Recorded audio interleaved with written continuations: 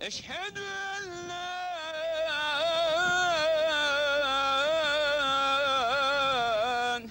ilahe illallah.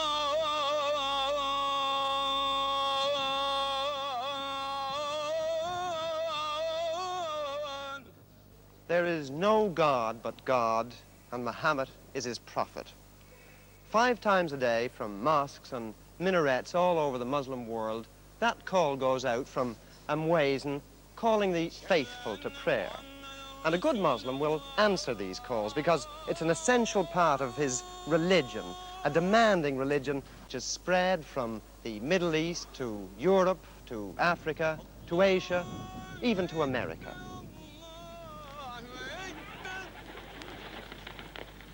But prayer itself is just one outward observance of this religion, of Islam.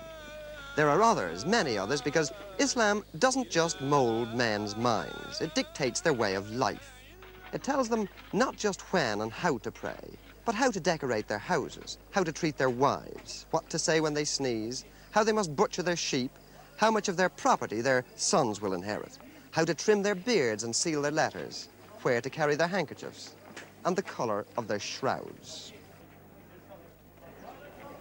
But here in Turkey, once called the sword of Islam, here in Istanbul, with the minarets of its 500 mosques piercing the sky, here all the traditions of a great faith were trampled on by one man trying to drag his nation into the Western world of the 20th century by the seat of its baggy Turkish breeches. Mustafa Kemal was the man who changed all that. Kemal, who called himself Atatürk, the father of the Turks, was the soldier who led his country's revolution and proclaimed Turkey a republic after the First World War. Atatürk wanted no religious censor to strangle the great rush forward into the 1920s, no petrifying theologians to halt progress. Of all his revolutionary decrees, and there were many of them, his destruction of the caliphate was his most heretical action. It was like deposing the Pope or the Archbishop of Canterbury. But he did it. And he got away with it by the sheer force of his own magnetic personality. He did it, but it wasn't easy. Atatürk did away with Arabic, the holy language, so that it only existed on ancient monuments. He banned all the trappings of Islam. The fez had to be replaced by the Western hat, so that its wide brim would prevent men laying their foreheads on the floor while prostrating themselves towards Mecca. He made them wear lounge suits instead of flowing robes. He removed the veils which covered the faces of modest Muslim women. He made them have civil marriage ceremonies. Atatürk's decrees became the new Quran in Turkey. They replaced the old teachings which for generations had governed men's births and lives and deaths. But even an Atatürk, great national hero and liberator though he was, even an Atatürk couldn't kill the inner spirit of Islam. So Islam bided its time. And in 1938, when Atatürk died, the imams felt it was safe perhaps to begin just a cautious revival.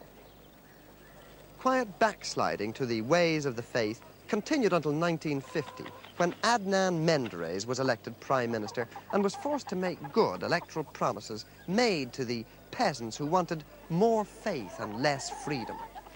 The voice of Islam became more imperious. The Menderes Democratic Party bowed to the Orthodox. For the first time since Kemal's revolution, mosques were built again with public money.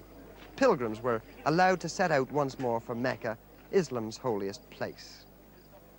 Religious programs are broadcast on Ankara radio. There's even a theological faculty in Istanbul, and in remote areas there are villagers hardy enough to wear the turban. Hardly anyone wears the hat that Atatürk urged on them. They temporize with a cap, which they can turn back to front while praying so that the peak doesn't prevent their foreheads from touching the ground. And older women are clamping the veil tighter around their faces. In Atatürk's day, the muezzin had to proclaim the esan, the call to prayer, in Turkish. Now, once again, he sings it out in Arabic, the language of the Prophet. Menderes himself paid dear for his concessions, for his adulteration of the pure milk of Kemalism. When the army revolted in 1960, they had him tried for corruption and hanged him. In October this year, Turkey will have another general election, and the Justice Party, the heirs to the Menderes doctrine, are heavily backed to win it. There's certainly a revival of Islam in Turkey today, and some of these mosques have congregations which many a Church of England clergyman might well envy. What Atatürk tried to destroy with his codes and his decrees is apparently indestructible, and certainly there are almost daily inroads being made into his policy of official agnosticism. But it remains to be seen whether a new government in a westward-looking Turkey will be prepared to allow the ancient faith to regain the power that it once had.